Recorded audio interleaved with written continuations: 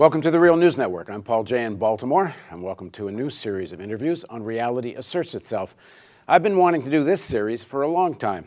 Michael Ratner is one of our regular guests. He's also one of my favorite guests. He's also a board member of the Real News Network. And as you know, those of you who watch Reality Asserts Itself, part one is usually kind of biographical, and then we get into some of the issues. Well, we're going to do it a little differently with Michael because we've interviewed Michael on the issues many times. In fact, Michael does a weekly gig with us. But Michael has also lived so much of the important history since the 1960s to today, and through the story of his life, it will be a great and important, I think, exploration of those events. So more or less, this whole series is going to be biographical. So without further ado, joining us now in the studio is Michael Ratner. Thanks for joining us, Michael. Wonderful to be with you, Paul. Michael Ratner is President Emeritus of the Center for Constitutional Rights in New York. He's chair of the European Center for Constitutional and Human Rights in Berlin. He's currently the American legal representative for WikiLeaks and Julian Assange. Michael and CCR brought the first case challenging Guantanamo detentions and continue their efforts to close Guantanamo. He's the host of the radio show Law and Disorder. He was president of the National Lawyers Guild. He's written several books, some of them legal theory, others more popular. Most recent, his book, Hell No, Your Right to Dissent in the 21st Century America. And as I said, he's a board member of Real News. So, as I said, we start from the beginning. Well, the beginning, Paul, is that I started as your earliest board member of the Real News, right? That's right. You were like, I think, number one. And now I'm sitting in this unbelievable studio in Baltimore. So, and congratulations, because everybody ought to get here. It's fabulous. Well, thank you. And just we are inviting just about everyone to come, and we'll let you know when. Won't be long. Let's start at your beginning. Tell us about where you're born, the house you grow up in, and more about what shapes you in terms of you as a socially conscious, politically conscious person. You know, it was a long time ago. I was born in the middle of the Second World War, 1943. So it was a Jewish family. As I was being born, of course, millions were being killed, Jews and others, in Europe. And of course, that was always something that I was very conscious of in my family. My family was an immigrant family. My father came from 1921 from Poland. He had no money. He came when he was 16. He had no education. He was raised during the First World War, and he would tell me stories about the First World War. Now, coming in 1921, there's different waves of Jewish immigration from Eastern Europe. And the 21 wave is different than my family's, which is the 1904 wave, or usually trying to escape pogroms. But coming in 21 sounds like escaping the Bolshevik Revolution. Well, I think that's important. His older brother came in 1905, which was again a pogrom in the part of Poland they were in. And he came in 1905. He went back in 1920 to get my father, all his brothers and sisters, of which there were many, 8, and brought them here. And that is true. It was about the Bolshevik Revolution, at least in large part, I think. They had a very small textile loom or something, 3 or 4 looms. And then I think the story is one day the Bolsheviks came into Bialystok, which is where they were from, and they told my grandfather, well, now you're the manager and you're not the owner anymore. And for a variety of reasons, they decided that wasn't a good idea, and they left. I think one of my uncles remembers actually Lenin's troops coming into that part of Poland. So it's an amazing set of memories around that. So is that part of the milieu, a sort of an anger against the Bolsheviks? And as you grew up in the Cold War, propaganda against the Soviet Union heats up. Is that in your household, given the history of being, the business being taken over and such? It wasn't, I don't think it was in the household. What was in the household for sure was that everything can change in a moment. That security, country, livelihood, all of that could shift. And so there wasn't any real feeling of permanence in that sense. When my father came, I said he was 16, he had no education really, because during the war he couldn't get one during the First World War. And he started off as a water boy on a construction job. A waterman, I guess, but he called himself a water boy, and he would carry the water for mixing the concrete by hand. He then had what was typical for, I guess, that sector of immigrants, which was to open a little, they called it a creamery, but it's essentially a little place that sells canned goods, much like we see people doing today. And then my family eventually went into a trucking building business, really, business. But he never had an education. It was very important to him that his 3 children had an education. My mother was one of 12. Of the 12, she was there were only 2 born in this country. Again, her family all came from Poland. Again, she was very poor. She told me stories of having to trap pigeons on the roof and eat them for their meals. So they both came out of families that had very, very little. But eventually, as my father got into business, he did decently well. As I said, it was a concrete business, but what was interesting to me about it, and it was one of the shaping things of my career for sure, were 2 aspects of it, I would say. One is there are 2 types of trucks. One is a cement mixer, one is a dump truck. And the cement mixers were controlled by the Teamsters Union, and you could only be white to drive a cement mixer. And there was higher pay than those people who drove the dump trucks, which were primarily in Cleveland at that time, African American. And my father hated it. This is all in Cleveland. All in Cleveland. And my father hated it. He didn't ever believe in discrimination. Back in our household, oftentimes we'd have people who were just out of prison, and it was a big thing for him to support people getting jobs who were prisoners, et cetera, former prisoners, et cetera. He was not into any kind of discrimination at all, and very much because he was working class himself originally, at least when he came to the country, that was his sympathies. And so at one point he tried to cross that what we'd have to call a color line, to put an African American into a white cement mixer, and the truck was blown up. This was 1950s Cleveland was a very, very segregated city, including the labor force. So that was an very early lesson for me on really discrimination. I mean, the hardest kind. So you're about 10 years old when this happened. 10 years old, not just in the workplace. I mean, not just in living in housing patterns, which Cleveland was completely segregated housing-wise. Like Baltimore, where we are. Yes, very much so. I mean, my community had very few African Americans in it, but in the workplace as well. I think the second thing that was interesting and important for me is here I was the son of really the owner of a business, and I would walk out in the yard and everybody would give me this extra respect as if I had done something in my life, and I'm 9 years old, and I look and it just felt completely uncomfortable, completely. So it's a situation You're the owner's kid. Right. It's a situation that obviously in my life I just tried to avoid. I never wanted to be in that situation. And I think a third thing is not just being Jewish, but having a father who had a very heavy accent, so heavy that he wouldn't do a lot of public speaking or anything like that. And therefore we were sort of, Jews were also isolated, certainly from the upper middle class. Was it the same thing in Cleveland? In Baltimore, there used to be signs up, no niggers, no Jews, no dogs. And even in the newspaper here, as late as 1969, there was a section of real estate for whites, a section for Jews, and no section for blacks. I think Baltimore, partakes of its Southern history in that sense. I mean, it wouldn't have been that overt in Cleveland, but it wasn't like if an African American family wanted to move next door to my house in Shaker Heights, which was a upper middle class suburb. I don't think that the real estate people wouldn't have shown it. Were Jews as segregated as they were in Baltimore? We were one of the first Jewish families to buy in Shaker Heights. There were covenants in all the deeds that you couldn't sell to African Americans or Jews, and perhaps others. But those 2, I remember, was held unconstitutional by the Supreme Court. So by the time I'm born, those covenants are knocked out. There's still not a lot of Jews where I'm living.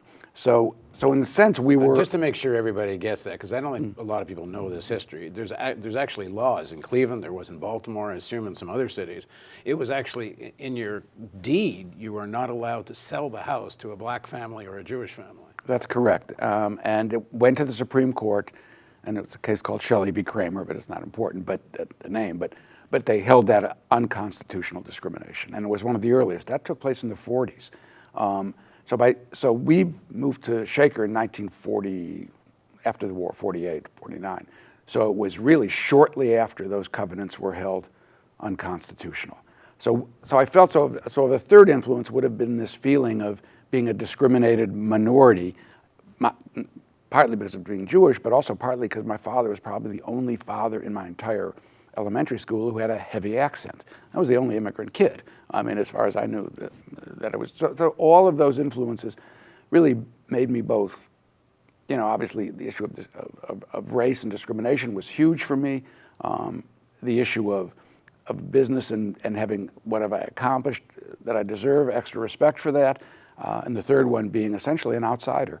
And I think those were all influenced. At the same time, of course, it was a Jewish family, and Israel was founded in 1948.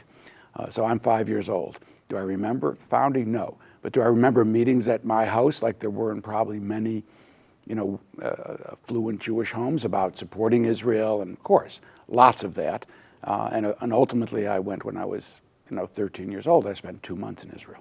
So support for Israel, feeling Israel as a kind of a homeland, it becomes part of your identity? Did we feel it as kind of a homeland? I can't say. It's post-Holocaust. It's partly about a place of safety? Yeah, I think it's partly about that. But I certainly felt, that it was part of me. I mean, when I went when I was 13, I thought I was walking where, my relatives walked. And I was completely engaged in Israel. I played, the songs of the kibbutzes, which are the sort of socialist places where people lived in the early days. I had a map of Israel painted on my wall. I mean, but when I was 13, it was a very important Did you go in my to life. Zionist summer camps? No, I went to whatever schools you went to, during the week, but I never went to What were the politics of your father? He comes of age or maturity during the Depression, the Roosevelt years? Liberal Democrat, really sharply liberal Democrat, I would say, particularly on issues having to do with discrimination, a fair shake for everybody. He really believed strongly in that. Was a very charitable man, but not in a public way. It was all done anonymously, and it was things like if a person was burned out of their home in downtown Cleveland, there was a fund that he didn't even administer that they could just come to them and he would give them, they would get a check for their new refrigerator or whatever.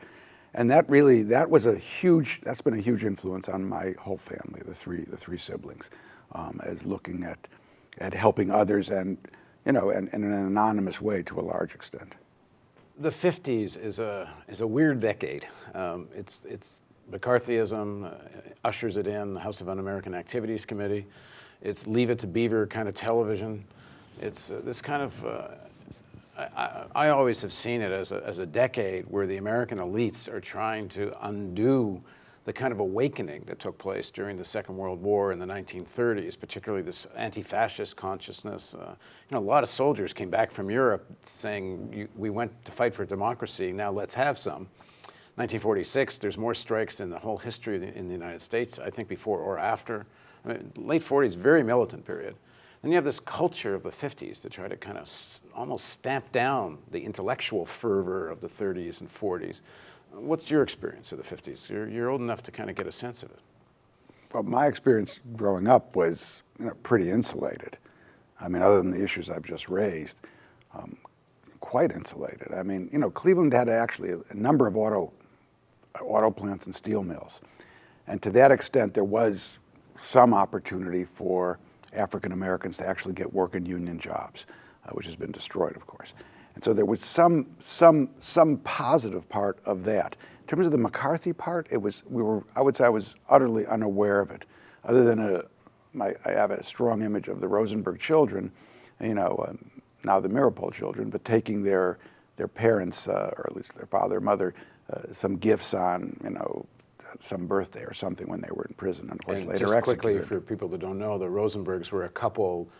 They were members of the American Communist Party, I believe, were they not? They were accused of espionage on behalf of the Soviet Union and eventually executed. And I think still a great debate whether they actually were involved in anything other than politics. Yeah, I mean, the much more difficult issues for us, at least because my father in business, was around really the mafia and trucking business and things like that. Those were much more those were closer to us than the McCarthy stuff. Just didn't really seem to have any influence at all. Well, in 1963, first of all, there's the Cuban Missile Crisis. And I know for me personally, it was a very transformative moment for me because I thought the world was going to blow up. The world, in fact, apparently was on the edge of nuclear war, and it had a big impact on me. What about you? By 1963, I'm in college. I'm at Brandeis in Boston. And of course that was for, as a sort of upper middle class kid from Cleveland, was a very liberating experience. While it was a Jewish origin school, it was a very liberal to left school at the time. It had Angela Davis in my class, the Foners, whose family, Laura Foner, whose family is famous left progressives, intellectuals. It had a class. It was a remarkable place, and so it was about banning the bomb at that point. The main activity was going out and banning the bomb, and to some extent, and I had some involvement in SNCC, Student Nonviolent Coordinating Committee, helped run an office in Boston that was during the Freedom Summer. Okay, so you're already into activism by '63. So what turns the corner for you to even get your foot into that? Am I heavily into activism? I didn't say heavily, wouldn't say that. But you're in. Well, I think what happened to me, the atmosphere at my college was so extraordinary. Well, two things. The atmosphere at the college was extraordinary. I mean, Herbert Marcuse, the famous Marxist, was a professor at the college. There were professors who were involved in the civil rights movement. There were also some people like who had been, who had to teach there because they'd lost their jobs because they were communist. I can't remember the names right now, but there were 3 or 4 at least very prominent people who were teaching at Brandeis who took them in after they lost their jobs. So there was a lot of influence, progressive influence at the university and among the students who went there. So my roommate was, had gone in the South and was a folk singer. I mean, had all of that going on, from Pete Seeger to the Clancy Brothers to all these groups. So that was one influence, and the other was the Times. You had this, that was like, the heart of the civil rights movement in a certain way. Well, had any of this touched you in high school, or this is like you get to university and all of this new world you were now part of? Other than my background as being from the family I was in, none of it touched me, no. And it didn't happen until college. And I wouldn't say I was by any means left at that point. I was a liberal kid. I didn't want to see a bomb. I didn't believe in discrimination, so I thought about the Southern civil rights struggle. But I was a good, decent liberal kid. And the Democratic Party you feel connected to? The killing of Kennedy is very important to all of us during that period. I remember it completely when it happened, and Johnson takes over after that. And what did that feel like do to you? Kennedy is killed. Well, my father had died when I was 18, so I went off to college a week after my father died. It was very, very hard. So this is by the time my 3rd year at college, and Kennedy's shot in November.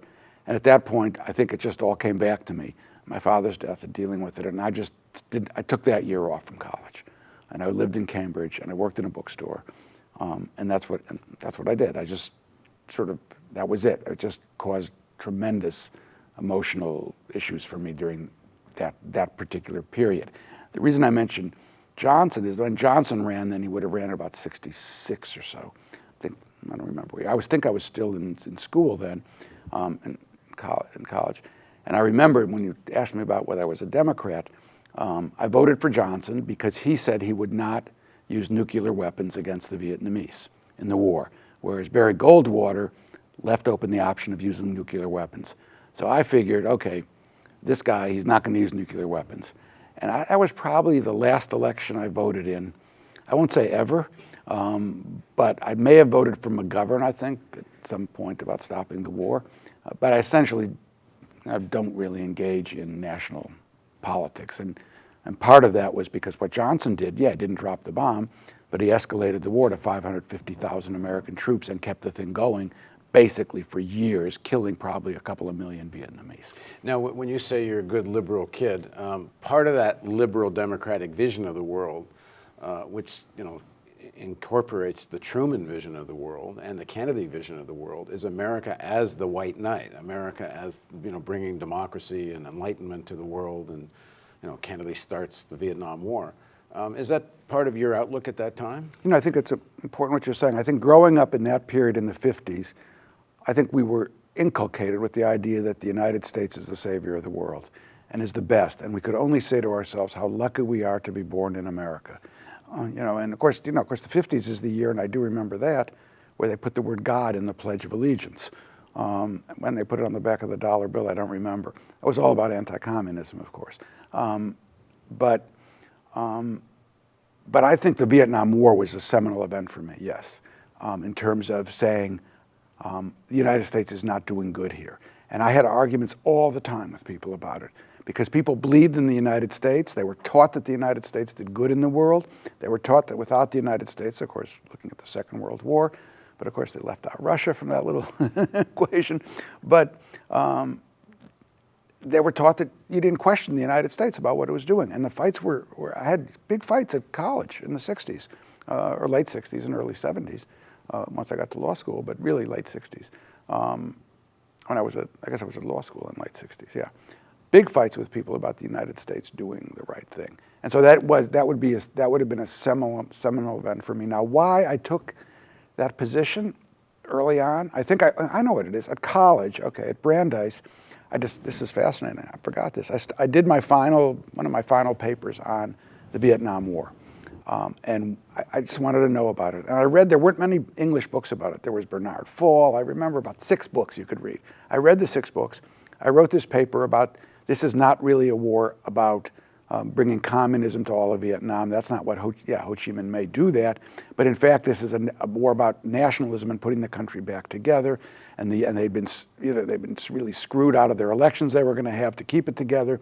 And the U.S. wanted to make sure that Ho Chi Minh didn't rule the whole country and it didn't become communist. But in fact, it was a national struggle. So I wrote this paper and I gave it to a professor who happened to be from Australia. I didn't get a great grade on it, probably got a B+. But he wrote on it and he said, you just underestimate what the communists are going to do, and this is about the communists. And that didn't resonate with you, given your father had run from the communists in Poland. You know, it didn't really. I don't know if they never talked about running from the communists that much, other than that one story I said about their factory. The communists never. It was obvious to me in reading about Vietnam that this was a national struggle. It should be one country, whatever their government was, and that we were in there for reasons having nothing to do with the good of the people of Vietnam. So this is the really beginnings of your anti-imperialism? I think that's right. I still have that paper. I have to go back and look at it. I don't think it's probably very good because there were only half a dozen books. But yeah, that paper was I guess a big deal for me. Okay, well, we're going to pick this story up in part 2. So please join us for part 2 of Reality Asserts Itself with Michael Ratner on the Real News Network.